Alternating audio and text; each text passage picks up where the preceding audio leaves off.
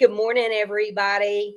I hope y'all are more awake than me because I'm going to stumble through this with a big old cup of caffeine. It has been a weekend with the Welches. I'm saying, Mr. Welch turns the 5-5 in one day, so we played hard all weekend, and it's catching up with this old lady.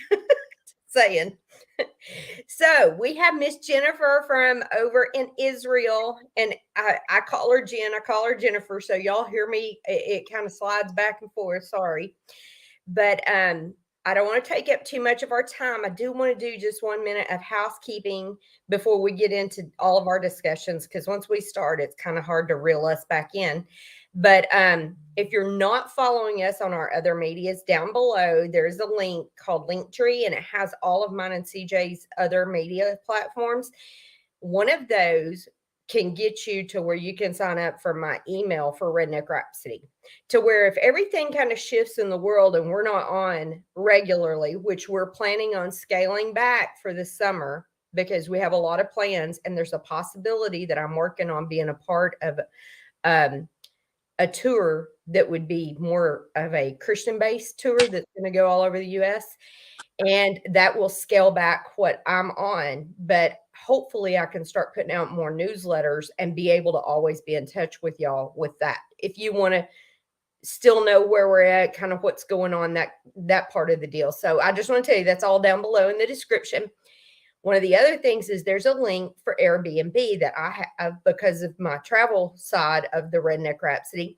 And that's how I met Jen. Is I stayed in her Airbnb in Israel, and they were fabulous hosts. And I know they've popped up a couple of other places that you can stay over there. The where I stayed was in the North Galilee area. It was perfect. Sorry, y'all. Allergies in Arkansas, and I was out poolside for 2 days straight, and they are tearing me up. Um, but it was perfect location because you could see the Sea of Galilee. You could walk to it if I'd wanted to, but that'd been a heck of a hill to climb back up. I drove down there and walked around that, and then I drove back to her house because that hill would have kicked my in. And when you've walked, like you walk more steps in Israel than anywhere I've ever walked in my life, and you don't always feel like you walked it till the next day. So I'll just leave that laying there for all of you who don't like to exercise any more than me. But I am going to start exercising because I am determined that I will be back there, if not permanently, because we know when Jesus comes back that we're all going to want to be in Israel because he's going to be in Jerusalem. So there you go. I'll just leave that there too. But I'm going to stop talking now and let her talk so I can drink coffee. But we are headed to understand. I never understood it till I got over there, the West Bank area. Because you hear about the West Bank, and then you get over there, and there's this little sliver of land, and it's actually in the West. But all this West Bank area is actually to the east, more so in Israel. And you're like, oh, that's so confusing. I couldn't get it. And it was really kind of bizarre to me if you're in the same country because of living in America. And Jen's been in America plenty, so she'll understand what I'm saying.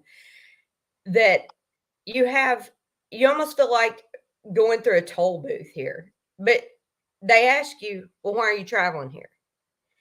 And it's like you're going from unoccupied area into the West Bank, and you have to tell them why you're traveling on their highway. They never harassed me. They never gave me a hard time. All I said was, I'm just a tourist and I'm visiting over, I'm driving down to the Dead Sea or I'm headed to Jerusalem. They don't give you a hard time, but it's just weird because we're not used to that.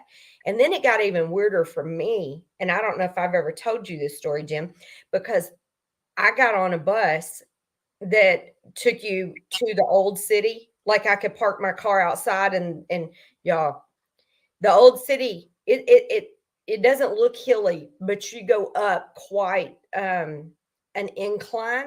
So you don't really want to, if you're going to walk all day, think about walking up and down from wherever you're staying, even though it's not that far, because you're dead by the end of the day. I'm just going to tell you, or I was. There's a lot there that probably aren't, but you ride a bus all around the city, just like you do any city. But I was on the bus with a young man, and he was talking about that he lived in a settlement in the West Bank. And I go, but you're Jewish. He goes, yes. And I go, but you live in the West Bank. And he goes, yes, we were picked to go live in a settlement there. And I go, well, how's that working for you? And he goes, well, it's interesting at times, but he said, we love it because it's not in the city and it's kind of where we want to raise our kids. And we don't have any problems. And we've become friends with them, which some settlement areas are not as hostile as others, but some of them can be quite testy. And so I want her to do an in-country explanation to where when you hear the news and you hear the word West Bank and you don't understand what a settlement is in the West Bank, I want her to explain to you what that means and what life is like that. Because I think, aren't you and Benji in an area to where y'all are in a settlement in the West Bank with one of your homes now? Yeah, we live part-time in Judea right now. So that's the southern part of the West Bank, they call it. Yeah. Part-time and part-time in the Galilee. Okay.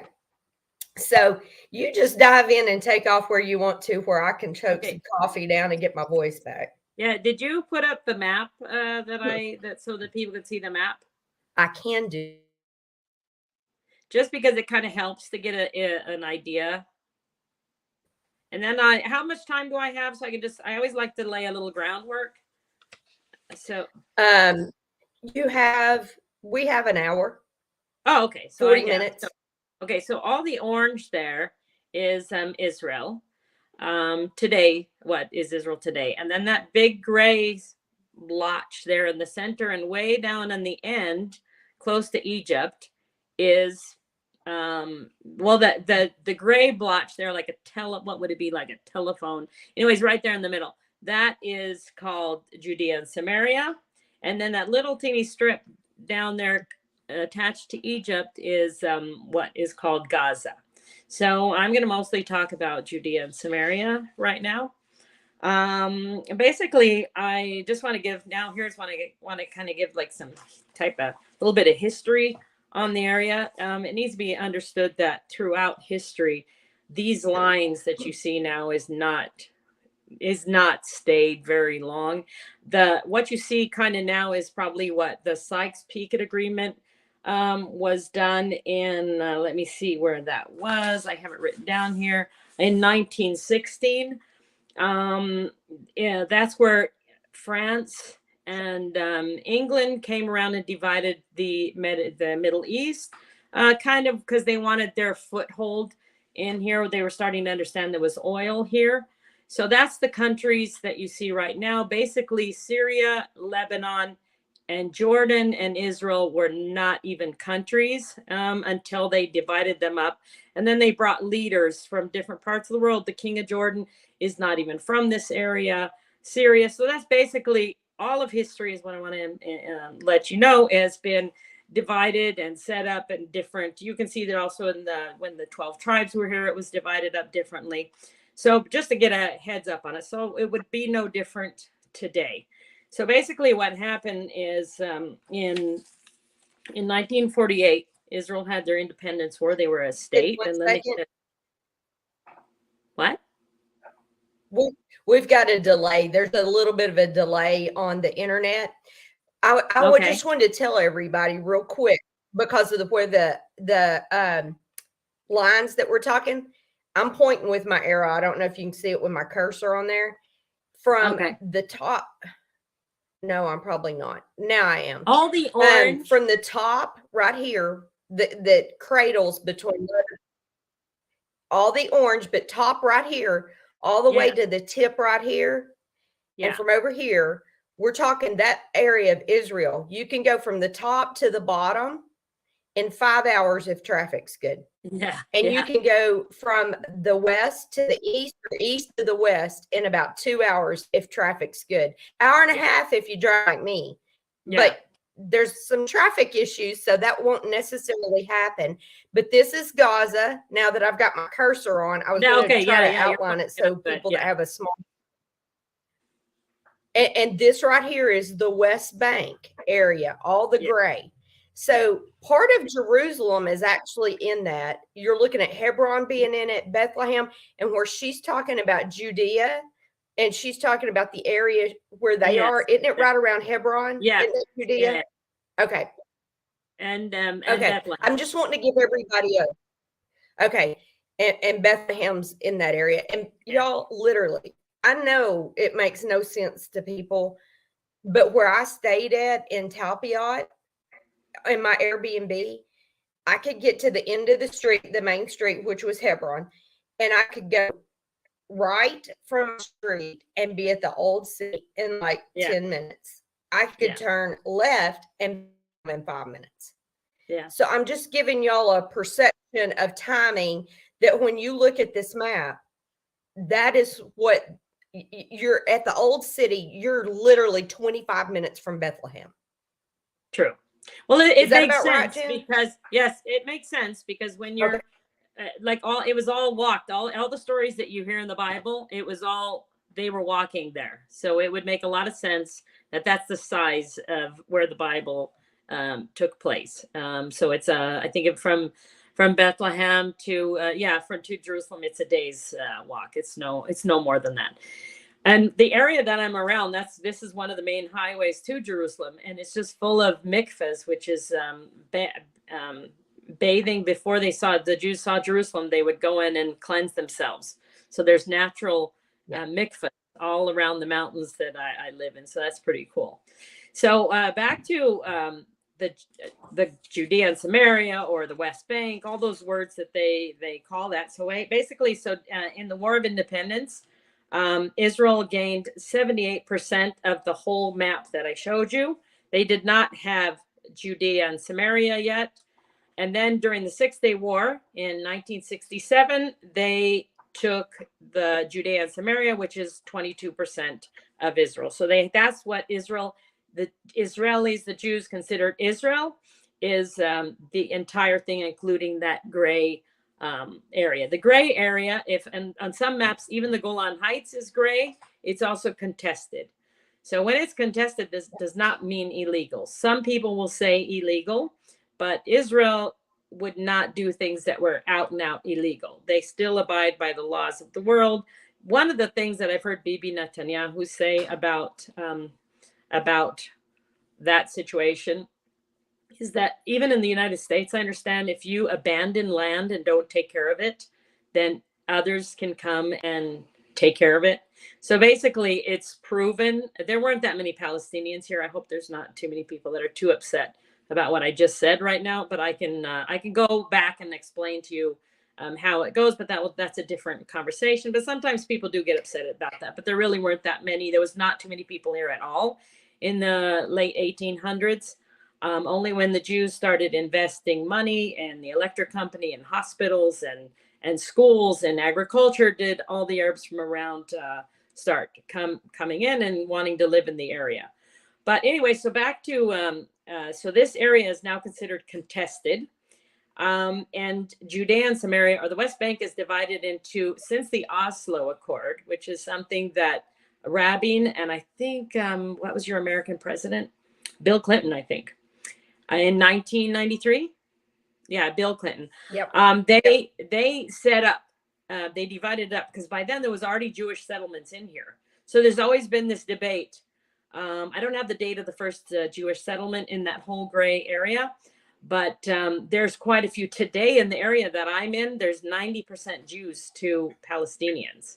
So it's a huge amount. I don't have those numbers right in front of me. I was looking for them, but there is a lot of Jews that live in this area. So a lot of people just see it as just small bands of people. They're advanced cities. There's beautiful highways. It takes me 8 minutes to get into the heart of Jerusalem for where I am now. So right now, 18%. What? Our internet's getting beat up. I don't know if it's our topic we're covering or if it's just an internet issue, but you were going in and out a lot.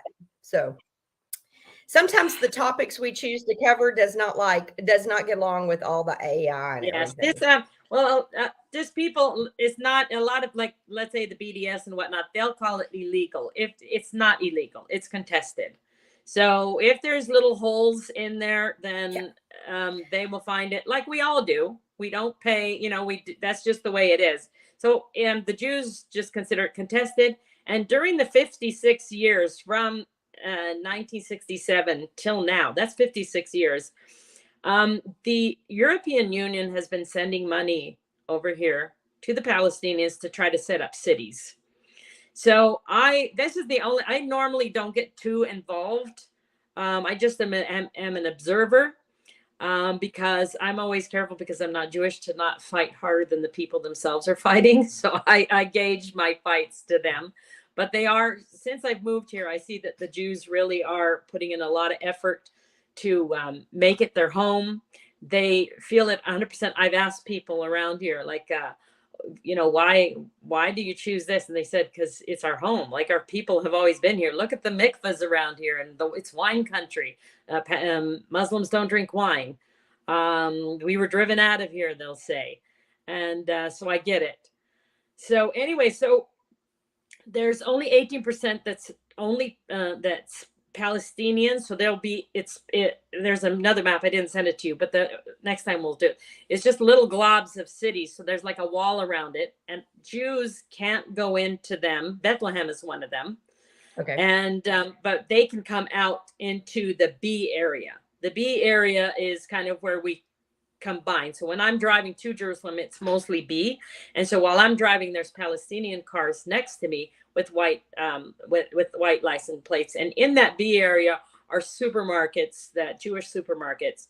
And it's funny, I shop there sometimes, but it's funny to go in there because, like, that's date night for Palestinian families sometimes, because it's a supermarket like you would have with, like, I don't know, 20 types of shampoo and cleaning products.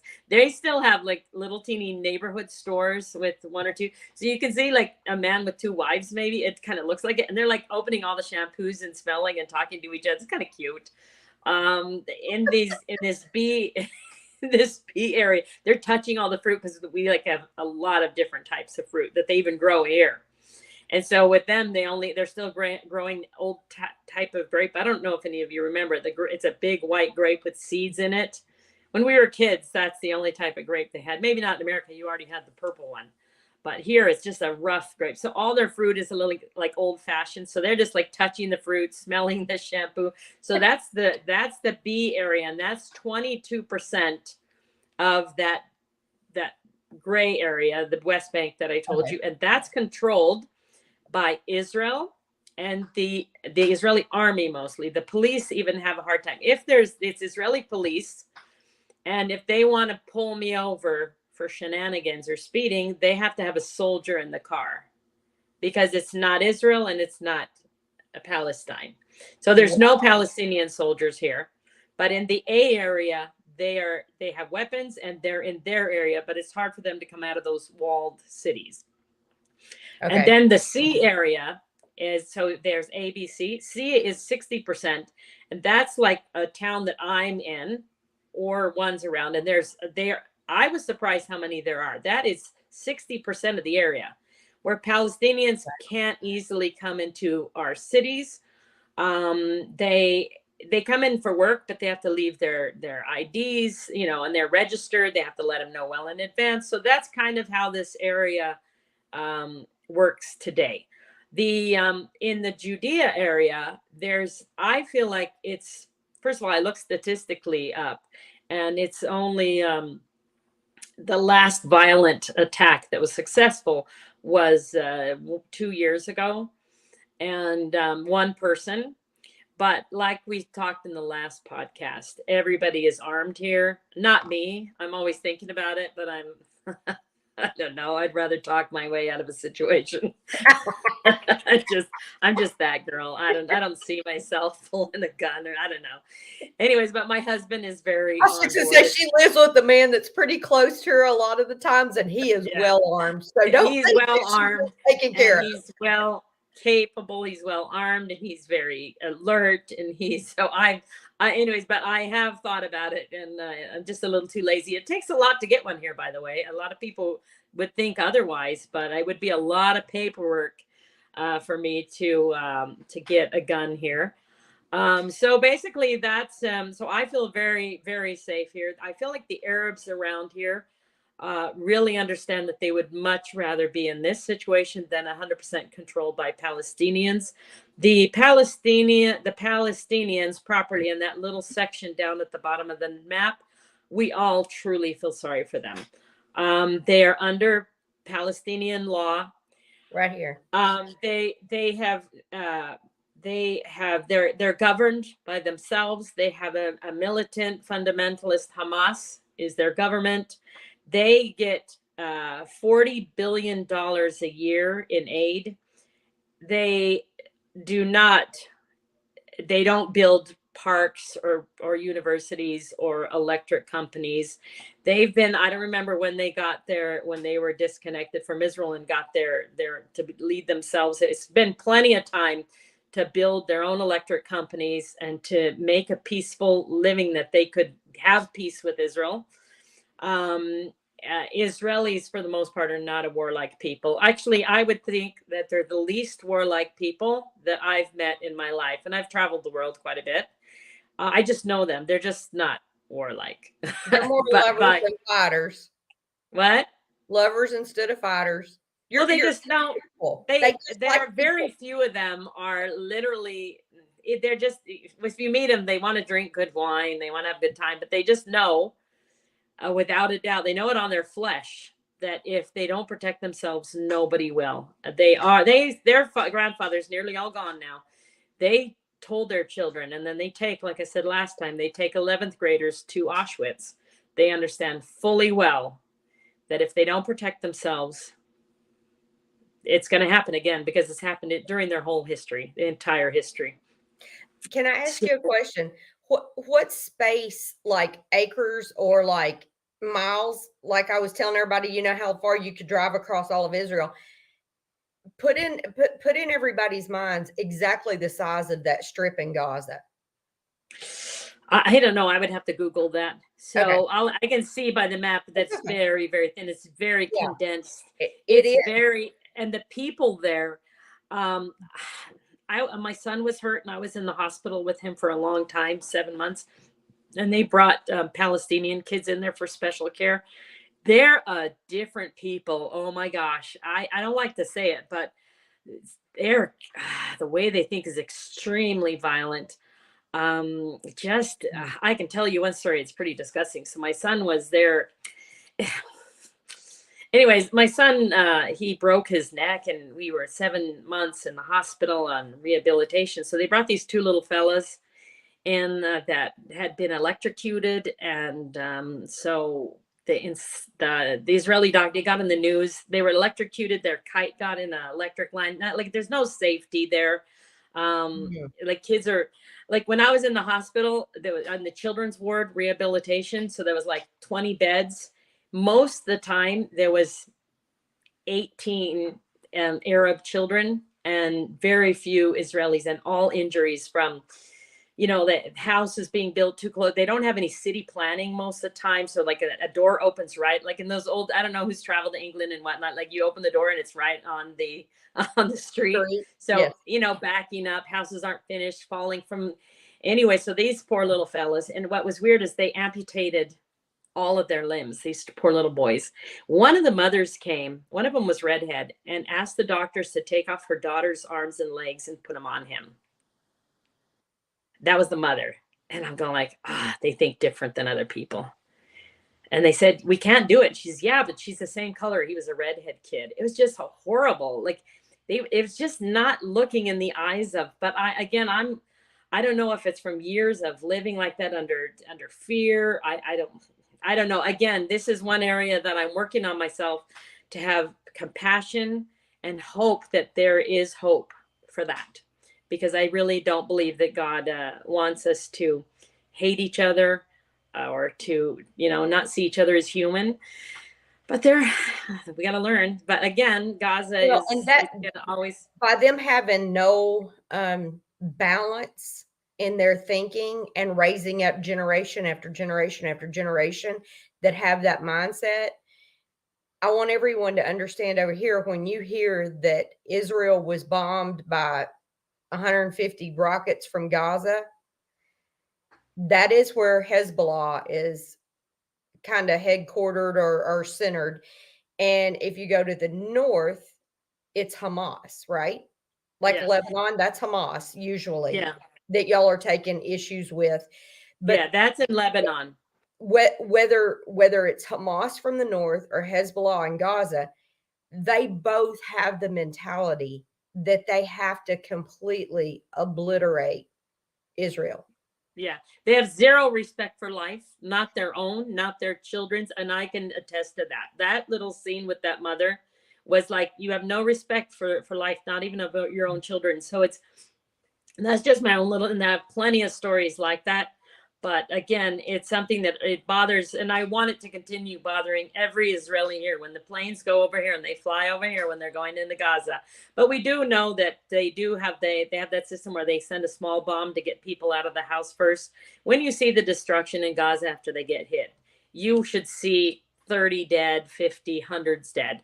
It's not the case. No.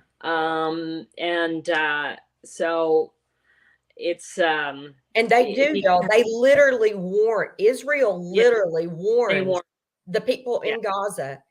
They've dropped pamphlets before. They do all kinds of things to let those families know. And something that hit me really hard when we were at the border to where you could see Lebanon from where we were in the tip of Israel. The gentleman that was on the kibbutz up there, he showed us a home that you could tell it was 3 stories. And he said, the reason they make it sound so ferocious about how bad Israel is on doing this and that, he said, the bottom floor holds all their ammunitions. The middle floor holds a family or multiple families if it has, like apartments or something like that. And then the top floor is controlled by Hamas to where they can fire the rockets from the ceiling of the house.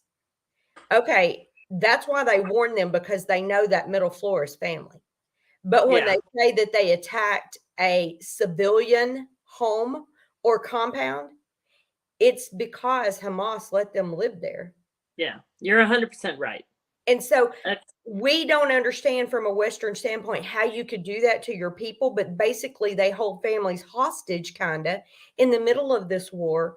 But Israel does still try to warn them before they're going to do something like that. So I just want everybody to understand what we hear in our news just gives details of this happened. They don't give a background, and we don't understand that. We don't have war on our shores. We don't have Florida attacking Georgia.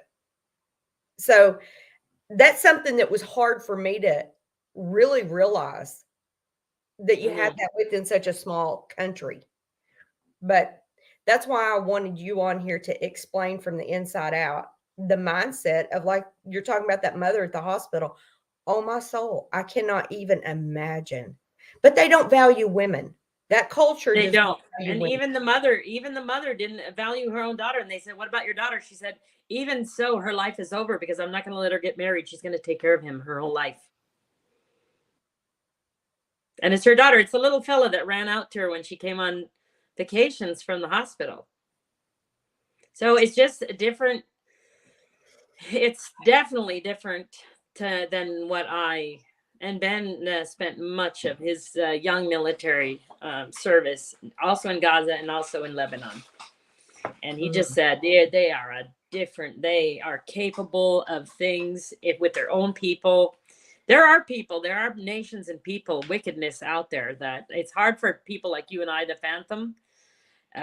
But they are definitely out there. And I believe we all need to, I think a lot of people are waking up to understand that. It's nice to imagine kumbaya and us all dancing around a tree, but I could do it easily. Yeah. But you need to put your weapons down first and come to Jesus. Absolutely. Basically, Absolutely. that's basically what it means. Yes. You can't have those crazy thoughts of destroying other people, wiping them out. Yeah. Nope. And another thing that I don't think that we understand in the West, because I mean, I live in Arkansas and we have mountains, so we have caves. And I understand that we have certain ones that you can go and explore, the caves up around Cave City and, in North Arkansas. But when I went over, y'all don't understand. They just got caves everywhere. And they have tunnel systems everywhere. And we know, tied to this movement of, a lot of things we've learned the last few years, that tunnels are used for a lot of different things. A lot. I'm just going to leave that there because I've put this on Facebook and we don't have to go through all that big nasty. But, we know there's tunnel systems that have run in and out of Jerusalem for years. Yeah. I don't want to get into the debate. Solomon built them. We're still finding them. Yes. The city of Akko has more tunnels than they do streets above the ground. Their tunnel system, and they were just getting to start to excavate it. Actually, an older gentleman that was from there, he was so excited that they'd finally gotten the archaeology and antiquities to start letting them truly investigate the tunnels under there. And that was in 2019. For everybody that usually watches our shows, it opened my mind when God let me hear that word from that one gentleman, that may have been what my whole trip was there for, other than meeting Jen, because there's just certain things that just stick. And that stuck with me through all this when they were talking about, that there was tunnels all the way from Jerusalem to the Vatican City, and that they were still filled with treasures. And I was just like, well, how can that? Okay. The Lord was showing me that's going to be, I mean, I don't question that part of when we've been told that now, because I know that was a fact that they're all over. But to go back to the West Bank and Gaza and Lebanon and all the attacking, y'all, they have tunnels that they'll just pop up in their apple orchards in the north. And just like Gaza down there in that strip, the IDF, they have to constantly watch for the tunnels that are going to come out. Yeah, and they've developed new secret technology to find them, to blow them up. Every now and then you'll see the army come out with a tent and put it up, and then you'll hear a poof. And so they found a tunnel. They got another one. And I loved it. The one that was up in, somebody sent me video of it. There was one in north in Lebanon. They couldn't find certain parts of the tunnel. So on the Israeli side, they just got a cement truck and started pumping it full of cement. And it was running out in the streets over in Lebanon. And it was like, okay, well, we found out where that tunnel come out at. Yeah. It was permanently It's blocked. an ongoing, every day, all day. So that's why we appreciate everybody's prayers are so important. You maybe don't feel like it is, but it's a small country with a not warlike people that are not, they can't get tired. A lot of times you see them get weary sometimes, but it's so your prayers are coveted and they work. They work. Yes. Because this is, everybody knows it's not a very smart people or a warlike people, like I said. We've talked about that. It's only by the grace of God, and everybody knows that. So keep the prayers coming. Pray for strength and wisdom. Yeah. When you see the signs like in the Garden Tomb, and then we read about, seriously, there is nothing more that we could do than to pray for the peace of Israel, because Israel's a melting pot. I don't know that I've ever been anywhere except maybe the one time years ago I actually went and paid attention at Disneyland or somewhere. I don't know that you could go anywhere in the world that you can stand in one spot and hear 20 or 30 languages all around you. And when you're in the old city, especially because that's where everybody's going to tour. If they come to Israel, they're going to come to the old city. Yeah, for sure. And you're probably there with at least minimal, probably 40 different countries. For sure. For sure. And so the peace of that country, it's unbelievable that you want the peace for that country. And after you go there, if you especially are a Christian, it's a burden that you carry from then on. It never leaves my mind. It never leaves my heart.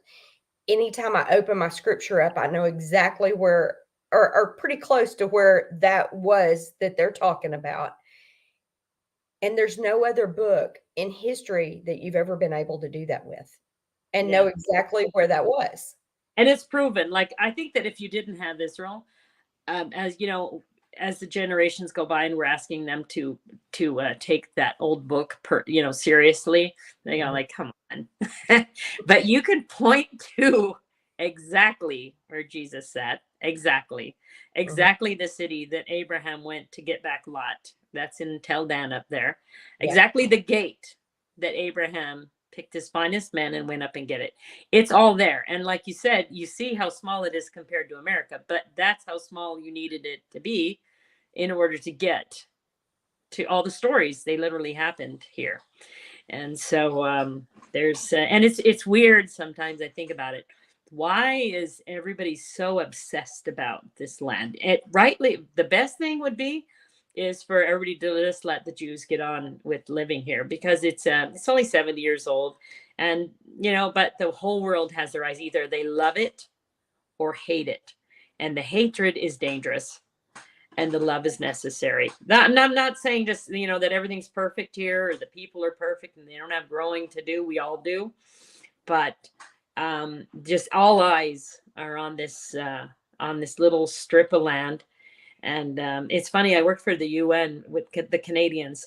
And so sometimes different ones would come up to me and they say, I don't know. And Canadians are not known to be very religious. And sometimes they'd come up to me and said, something weird happened to me when I came here. Like I almost started crying, like, your heart flutters. And I go like, you just got bit. It'll be there forever. It will. Till your last day. It will. And it happens. It's a weird thing that happens. And well, it goes back to, you have to know especially after you've been there, but even just looking at the facts, just like you said, that little bitty piece of land, why would Satan fight still so hard to cause everything there to be corrupt? Yeah, because it doesn't. Sometimes I think about the Palestinians and the war, and it was 1948. And if you think of all the people that were displaced during that time in history, almost the whole world was displaced, and we're still going on and feeling sorry for the Palestinian. I feel sorry for them because I'm here, and I should, right? I see them every day, but it's weird to have, like, I argue. I'm on Twitter sometimes. I do a little bit of war there. Well, not war. I just put facts out. So you have like obsessed people in Sweden, like going on. I'm going like, why? Like, well, you're not even from here. And what about all the people that were displaced from 1948 and 1936? And I'm not saying that everything is done exactly perfectly to the Palestinians, but why are we still obsessing? And I can tell you, because the Jews are here. No other people are obsessed, and they make a good living, the Palestinians, on this obsession, and they don't have to do much to feed it. It's the hatred of, I don't know. I don't even know how to explain it. I look around and I don't get anti-Semitism, honestly. Like, I get pissed off at them too sometimes. I get pissed off at people, but never would I make a big plan and start of ovens and stuff like that. Like, yeah, I don't get the obsession. It has to be something not of this world. It has to be the devil. It cannot be. It's just normal walking around day-to-day life. And then on the flip side of it, I do know that I met several that were Arabs that they would love to just live in peace with their their Jewish neighbors, and they work for them. A lot of them are employed by Jewish manufacturers and Jewish, builders. And I mean, some of them have really great, peaceful relationships. Yeah. It's A not, lot of them do. I have some very when close friends. I'm a little nervous at them sometimes, but I just know that if the war was lost, well, they wouldn't give their lives for me. That none of my friends would. yeah. But they wouldn't take part in harming me. That I do know. So, And that's that place that would make it easy to live there. But a lot of them, and a lot of them have that mentality because they've had so much hate in the background for all well, the they don't teach history like other people do. no. But like they say, history is written by the winners. So, we can't be sure exactly what happened. I just know because I've lived my entire life here, my entire adult life, and part of my childhood. I just know by looking at people and hearing stories, everybody I know, and I know a lot of people, the way my lifestyle, that it would be a rare story of any heinous acts. It would be rare. But at the beginning of the country, the men that were fighting for this were coming out of Germany, and they saw a lot of violence. So it could be the beginning. But everybody was quite violent during that time, I gotta say. In the 1930s, Yeah. it was like, that's why I always encourage people. I'm going like, okay, so like, what was happening then? What type of people? Everybody's changed today. They don't do those things. But again, I the know. truth is told. And Well, I mean, y'all are probably through history going to end up also the thoughts of what we of Americans are having to strip down what we believe to be good in America. Some of it we're having to strip and pull away. And the best description I can even think of is if you go get a piece of string cheese, like, just from the store, one of the long pieces, and you can peel the little strings off. You could eat the whole piece of cheese, or you can pull it off, and some pieces come off thick and some pieces come off thin. Is as Americans, we thought we had this really good thing going, like the whole stick of cheese. You got the whole enchilada, you got religion, you're free to worship the way you want. You've got great education that's paid for basically by our taxes and government. We thought we had all this stuff. We didn't really love paying taxes. Well, now we're figuring out a lot about that. I'm going to just leave that there but we're finding out, or I'm going to speak for me, but I know my audience pretty well. Everything we really had faith in and trust in, a judicial system, our not just our judicial your intelligence, that's what drives me the nuttiest. and Huh? what we had belief in, our children going to school and being educated. Now we figured out that all the doctors that possibly were educated have been educated to think that everybody needs a pharmaceutical now, and they don't We have trust. that here too. We don't trust that the Lord gave us the right things to heal. And I'm trying not to say anything that's going to get this zapped on YouTube. So I'm picking my words really carefully if I sound a little corny. But we're finding out, like, our CIA has been corrupt and been evil. Yeah, the Twitter files was a shock to me. Just like the Mossad. I know it's happened before when Kennedy was in, but this is just a shock and blatant. And even they're, I don't know. I'm thankful. I think that there is some leeway. I think that those places understand.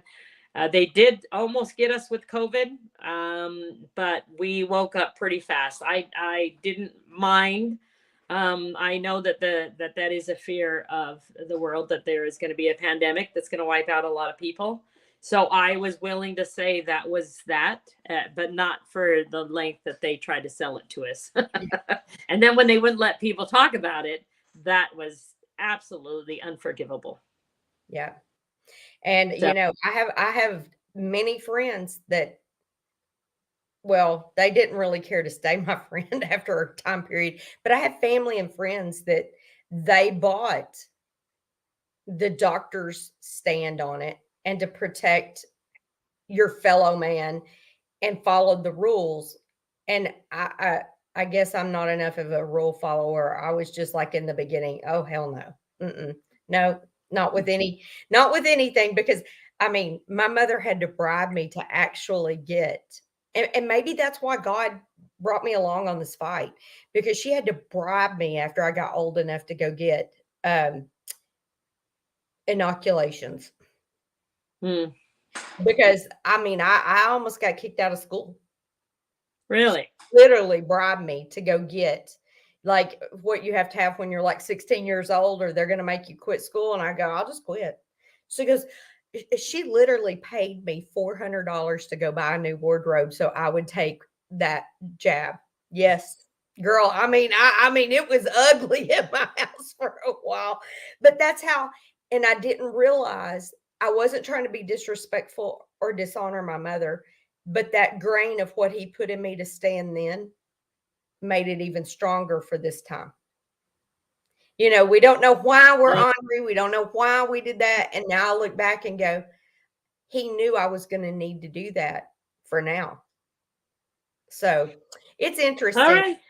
But I thank you for your education on the West Bank area, because what we hear on the news is not necessarily always what exactly is happening or taking place, or we understand that. And well, it's probably a very small point of something, and it's usually tainted to make Israel look bad. oh, always. I mean, in my opinion, that's what we've been dealing with on the social media side of stuff I've been doing for 2 years. You know, they take one person that stood their ground and they make it turn into this whole rebellious, ugly thing. And one person caught one sentence on a video camera, and then it goes viral, and it looks like the whole lot of us are just crackballs. So yeah, no, I don't trust in much footage anymore. We're going to have to get down to the point where we have to actually speak to people that have been there, done that, and speak to several people and come up with our own conclusions, because obviously we can't trust the media, for sure not. I've known that a while. Absolutely. Would you want to give me your Twitter handle to where I can put it out there to where if anybody wants to follow I you? can. I don't post much myself. Okay. I should start. I mostly go about answering.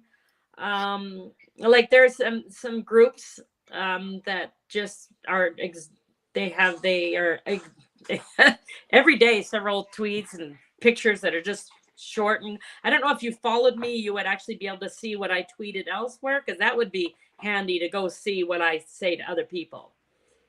If you're commenting, I don't think, or replying to them, I don't think it will. But so, if it was in your feed, like you put it in your feed. I don't feed much because I don't really want to bring controversy on myself, because I'm more of an observer of things, but I will stand up for right and wrong. I don't usually, that's not really who I am. But in a short while, I'm doing a web page where I will be doing a daily journal type of thing of my thoughts of the day. And that will be ready very soon. And so that will be somewhere where you can easily follow me. So awesome. Well, when you do that, we will put that on there. And y'all, it's been a pleasure having Jennifer back with us. And next time, what did you decide we wanted to cover next time? Well, I kind of wanted to cover what like Jews' thoughts of Christianity. And I want to talk about the Talmud, like the misconceptions that some might have of the Talmud and what it means to Jews. What the Talmud means and how they see it, because it's a lot different. People are going to be surprised what it's thought of here. So we'll talk about that next time. Awesome. I'm so excited. And I just thank you so much for joining us. I know that you do this just free will and of your good heart. And hopefully I get back there to see you in the next year or so.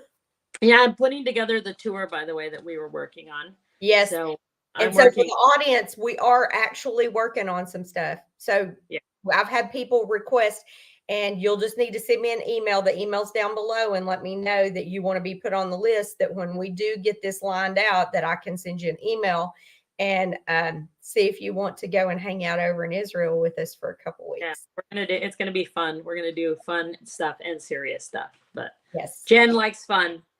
Hey, we both like fun. I know I could hang out and party with her and Benji at some of the Yeah, things. I like to party and I like to learn new things. So between those two things, and I like history. So those three things, I mix them, and I like to eat well. Yes, she does. So and gosh, it's gonna be about food and good times. They have great wine and they have excellent cheese. So, you know, this girl can always be happy with those two things right there. I'm going to just dismiss with a really quick prayer and let all of you go if that's okay with you. Yep.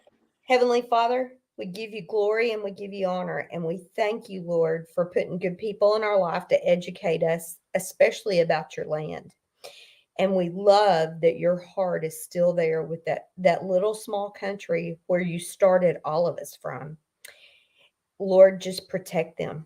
We pray for peace for everyone that is over there. We pray for peace for the whole world, Lord.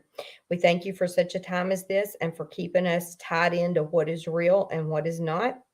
And just, you know, be with each and every one that hears this throughout the day and throughout the week. And if they don't have a relationship with you, Lord, let them ask somebody. In Jesus' name, amen. Amen. Bye, everybody. Y'all have a blessed day, and we'll see you at 7 o'clock tonight with Patriot in the Park.